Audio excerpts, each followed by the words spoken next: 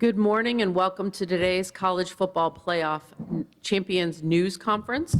We are joined by Michigan head coach Jim Harbaugh, Most Outstanding Offensive Player of the Game Blake Corum, and Most Outstanding Defensive Player of the Game Will Johnson. Coach, we'll let you start with an opening statement and then we'll take questions. Just really happy, excited, and I want to thank the CFP, the entire week this week, the last week, everything conducive to getting our team ready to play. I want to congratulate Washington, Kalen DeBoer, fantastic coach, and their staff, all their players. I mean, they competed so hard, played so well, and our guys too. It's real credit to the game of football, and proud of our guys for coming out on top. Let's take questions. We're going to begin right over here on our left, second row. Blake, congrats on the offensive MVP or whatever. What's the title officially? Officially, it's the Most Outstanding Offensive Player of the Game. Well deserved.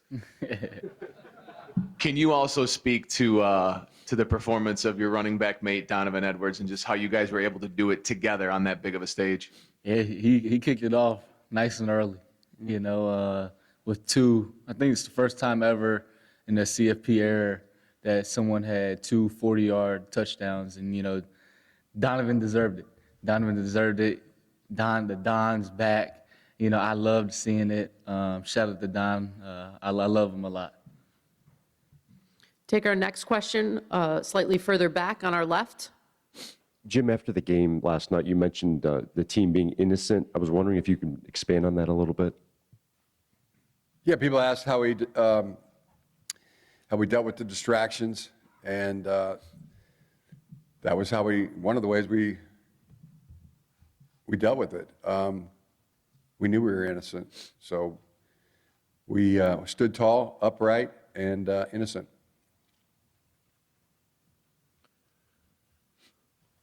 Have our next question over here on our right side, third row. For both players, last year at this time, you guys certainly had the feeling you could run it back again and be here again. I know, Blake, you're leaving, but Will, do you get the same sense that you guys can run something back again next year? Yeah, definitely. I mean, we got a great group of guys that'll be back next year that are super talented in my class, and other guys that'll come back too. So I'm just ready to keep enjoying this right now while I can, and get back to work whenever we get started again. Blake? Yeah, I definitely think the guys will run it back. You know, they know what it takes. They know what it's like, and something, you know, Coach Harbaugh always says is don't get a big head. And none of the guys on the team will have a big head after this win. Obviously, we'll enjoy the moment right now, but, you know, the guys will be ready to go back to work with Coach Herb and with their coaches. And I definitely believe the Wolverines will be back. Going to come here to the middle aisle on our right, third row. Kirk Bowles from the Austin American-Statesman. Jim, a lot of people feel like college football may be in chaos with, you know, all the stuff with NIL, transfer portals, the playoff format that's changing. Do you think it's a sustainable model? And if you could change one thing about college football, what would it be? The thing I would change about college football is to let the talent share in the ever-increasing revenues. I mean, we're all robbing the same train, and the ones that are, you know, in the position to, you know, do the heavy lifting, the ones that, you know, risk life and limb out there on a football field are the players, and not just football players, student athletes. The organizations are fighting hard to keep all the money. The universities, the NCAA, the conferences, and it's long past time to let the student athletes share in the ever-increasing revenues. I mean, it's billions. I mean, I keep reading facts and about how much money's being made. I mean, product placement. Yeah, I can't have a a can of a different kind of soda up here. I got to put it into a cup here. I mean, everybody is, they're maximizing every single revenue source there is, and but they're not sharing it with the talent. I mean, and there's no business that would ever fly. I mean, the Supreme Court has said the same thing. So, yeah, that's a big one.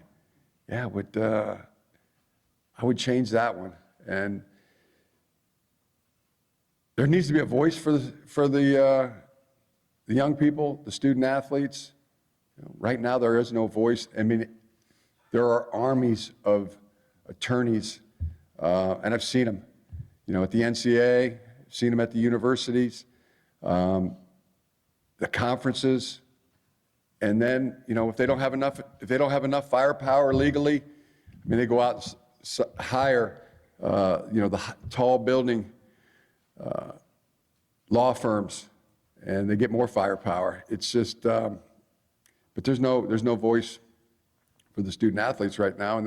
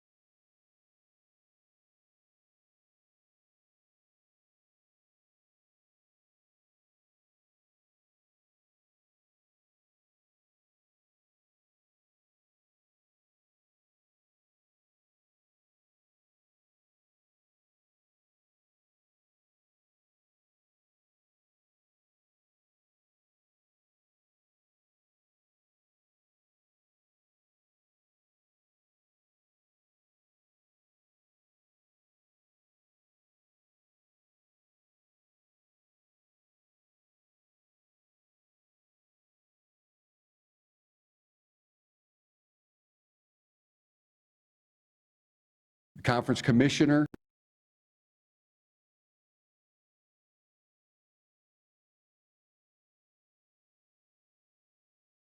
into a pool, that's one way. And things happened fast this year. You saw it. I mean, people say it's complicated or it takes time. We saw a lot of change, in 1 year, just this year. A whole conference went into the portal overnight. So, these things could happen. Hopefully there be some real, I don't know, I mean, for a long time people say, the unionizing would be bad. I mean, maybe it's that if people aren't going to do it, if they're not going to do it out of their own goodwill and do what's right, I mean, that's probably the next step. You think, I mean, got nothing against unions, so that's the next step, fellas. I mean, I think that's the way you got to go. That's what I'd like to see change, in college athletics. Take our next question, fourth row on our left. Ryan Zutka, Ann Arbor News. Jim, what do you remember most about what Biff Poggi told you about Blake Corum during the recruiting process, and how did he kind of embody that during his Michigan career? Yeah, I mean, there wasn't one person who didn't have something great to say about Blake Corum during the recruiting process. Everybody he came in contact with, teachers, at the school. You could go back to the grade school coaches. Biff loved him like a son. Coach Masai, everybody, and the counselors, everybody. And then, get to see it for your own eyes. It's, man, they don't come any better. This is as good as they come. Same with Will. They're just stalwarts, and it's You, Coach. Really everything that their parents, both of these parents, poured into Will, poured into Blake, poured in a great work ethic, discipline, and there's this empathy side of both these young men that's very rare when it comes to, a stalwart, a competitor, but also they care about other things than just themselves. I mean, two great ones. People talk about younger generation and what's the next generation going to be like, and it's going to be the demise of the culture. But we're in really good hands. We're in really good hands with guys like Will Johnson and Blake Corum and all the players, all the youngsters that I come in contact with on a daily basis. Next question right here on the aisle, third row. Jim, you came back to Michigan to help rebuild your alma mater. Now with a national championship trophy, do you feel like the mission has been accomplished in revitalizing this program?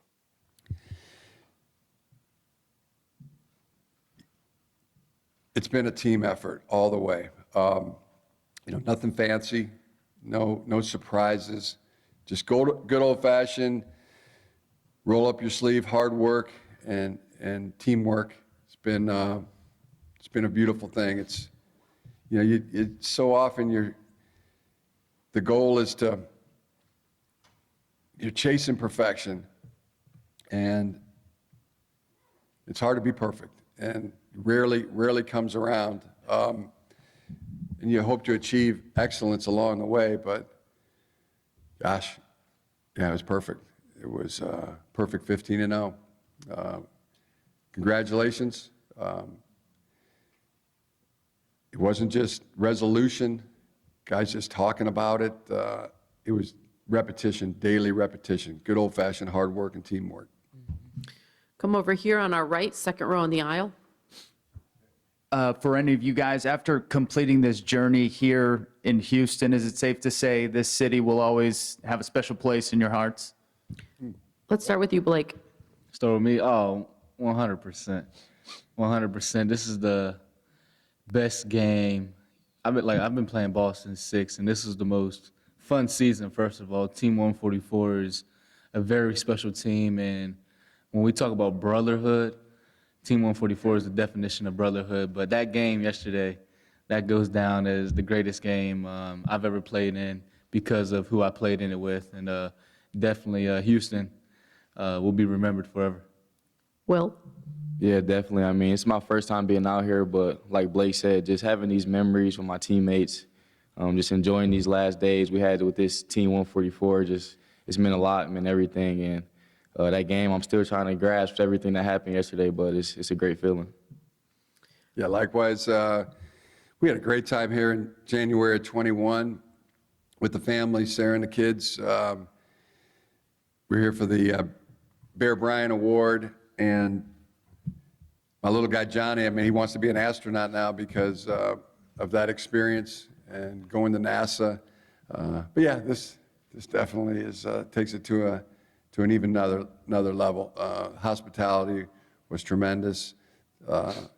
Just great. And I know all of our family and our parents, extended family in the Michigan football family. We're all treated top notch. Everybody was real good to us and square dealing down here in Houston, and we had a great time. Loved it. It's definitely will have a special place in our heart going forward. Me personally, anyway. Yeah. And Nico, great to see Nico. Right? Great to see Nico. We were here watching the game. Congratulations to the Texans, to Coach D'Amico. I mean, we watched that game, and it was so cool to watch Nico just go crazy in that game. I mean, every time they threw him the ball, he caught it. Every target, every catch, those touchdowns, and cool to see him wearing the leather jacket. Yeah. After the game, all of it. And so many guys, I mean, so many former players, Michigan football players. I know Mozzie was here. Hassan. Jabril. DJ, there's a lot of guys there. Yeah, keep naming them. Man. Olu was here. Michael Wainu. Stuber, Jared Wangler. I think Caesar Ruiz. Caesar was here? Good. So, yeah. It was a great turnout. Just warms the cockles of your heart for them to come back and share that, and all their contributions too. There's so many so many guys that made so many contributions, players, coaches, staff, you know, and we went through a lot of things. I mean, getting to the CFP and not winning, that kind of thing, not being, you know, some of those games, 2016, I mean, coming up, we thought that measurement was short, fourth down, we thought we were, but sometimes you got to go through those things, you know, you got to go through things, you know, to get where you are, it's meant to be, just lean on the counsel of God and the Holy Spirit, and, you know, there's a time and the place. Our guys have never flinched, though, and never rejected the moment. You know, there's a time to live, there's a time to die, but there's never a time to reject the moment. And that's one thing I can say about, you know, every single Michigan football team that I've coached since I've been here. The guys have always given it their best and had at it. And, you know, this team 144, you know how I feel about them. I think they are the team. So, great. We'll come over here, right side on the aisle. Jim, you've got a very powerful voice about these issues you've been talking about for a while. I don't want to put you on the spot, but would you be willing to meet with some of the stakeholders, right? You know, maybe a Charlie Baker at the NCAA, some of these people representing the players, trying to get them, you know, trying to form a union or representation? Yeah, anybody. I think they know my number. You ain't hard to find. But definitely, you know, and Debbie Dingle, you know, talking to many, you know, Fred Upton has had a lot of interest in it, and you know, we're just our friends, you know, just trying to, you know, form people to talk about this and really just get on the side of the players. Coaches, hopefully, they'll use their voice. More people, just more. It's one thing we know. We need more for this cause. Go to the second row right here, middle. Blake, this question is for you, Brianna McNary, off the fields in Fort Lauderdale, Florida. What do you want your Michigan legacy to be, you know, and then what did you take away from this journey, all the adversity you faced and all of the cheating allegations, a lot of adversity, and you overcame it, came out on top. So what did you take away from that? Yeah, the way I want to be remembered is I just want to be remembered as a Michigan man, someone who, you know, did good on the field, but also did good in the community, did good in the classroom, and, you know, laid a foundation for the next generation. You know, when I pass away, I honestly don't want to be remembered for, you know, a touchdown record or anything like that, but more so just a kind human being that brought smiles to people's faces and just made a difference, you know, made an impact on and off the field. That's honestly how I want to be remembered. And, you know, talking about the journey, it was a great journey, just from, you know, where we started freshman year during COVID and to where we are now. It was truly a great process, a great learning experience. And for me, going down last year and, you know, in my mind, I just felt like I was helpless during the TCU game.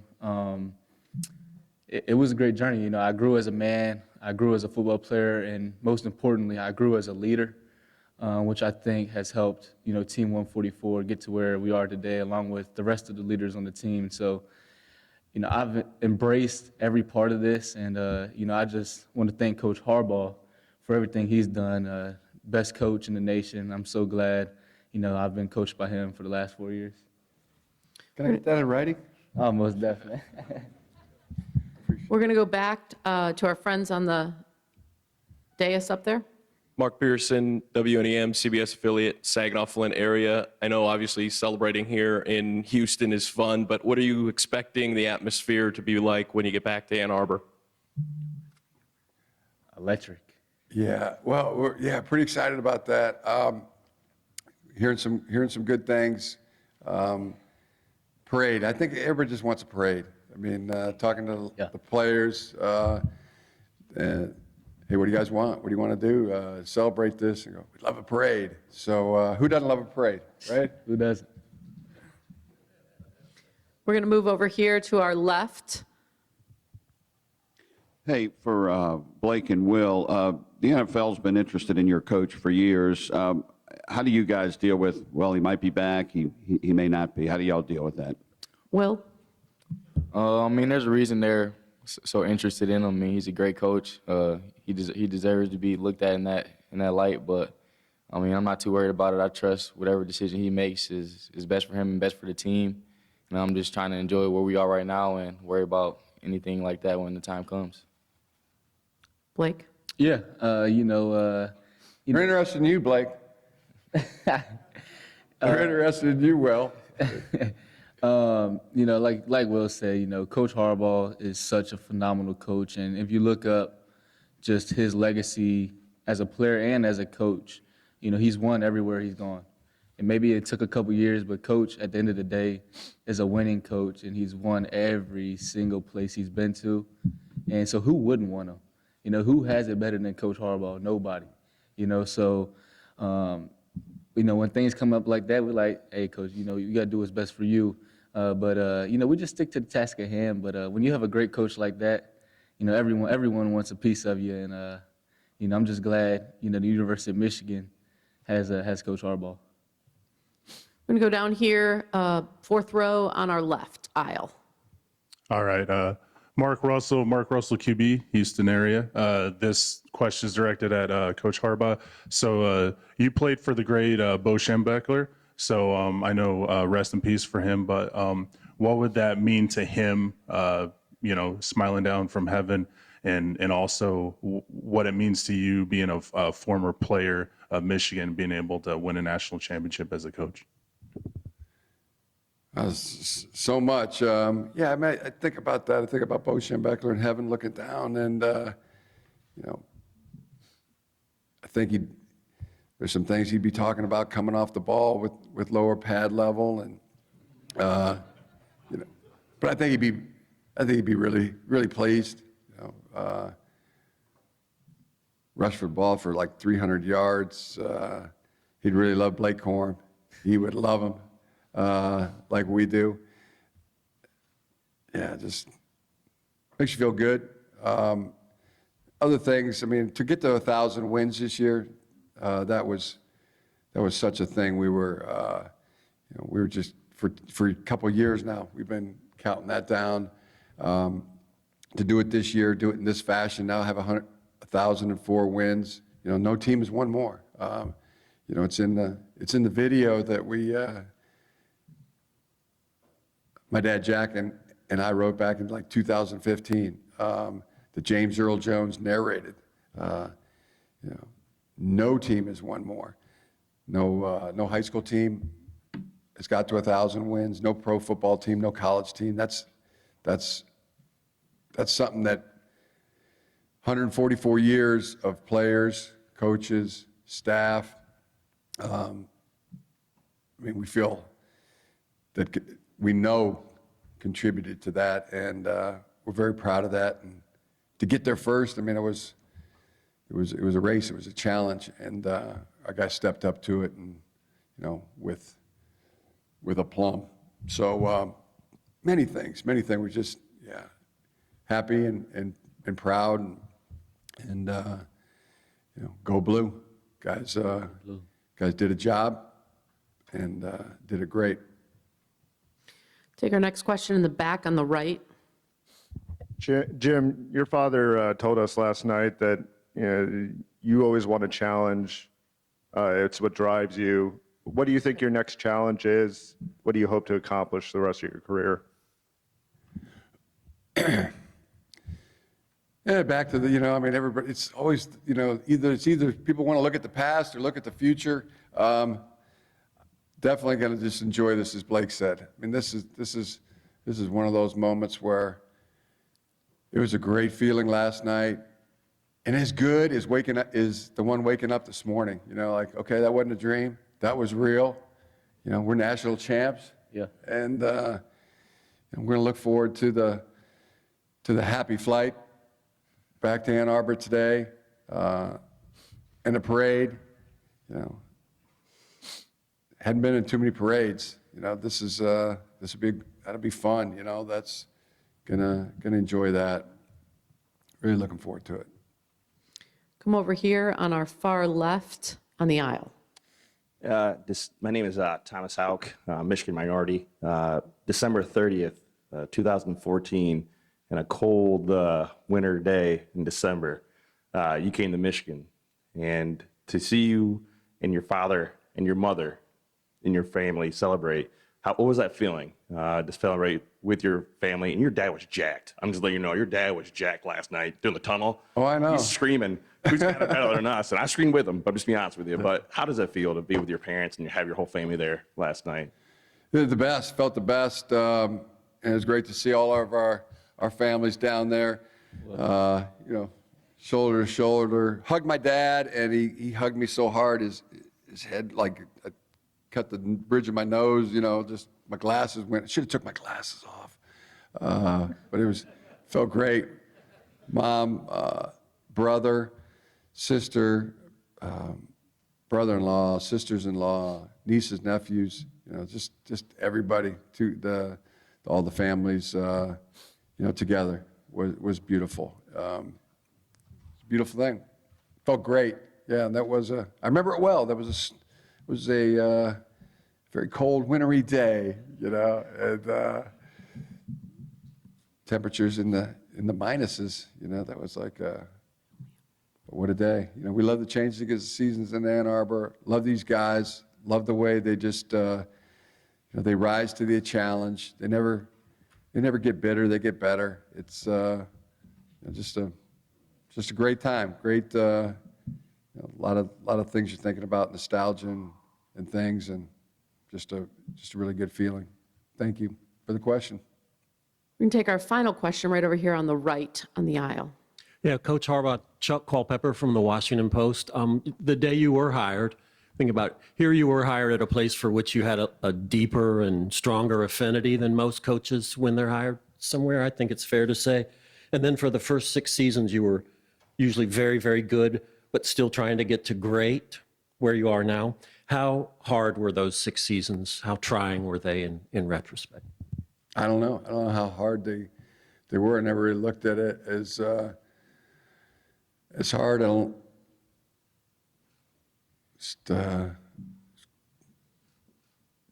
They were joyful days. I mean, I don't have wouldn't have changed a thing.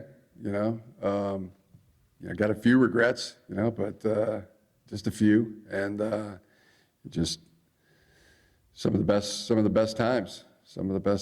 And like I said last night, I mean, what an exclamation point our guys put on this season. Took on all comers. We're the last one standing. Feels great to be the champs, and I get to. I mean, in my own family, to be my dad's won a national championship. My brothers won a Super Bowl. I mean, it's really cool. Feel like I can hold my head up high now, at least be at their same level. Not sit at the kids' table anymore. Get to join the big person's table. How about that? You're the only guy. But not anymore, So yeah, that feels great too. Coach Will, Blake, thank you very much and congratulations. Thank you. That concludes today's news conference. Have a great day.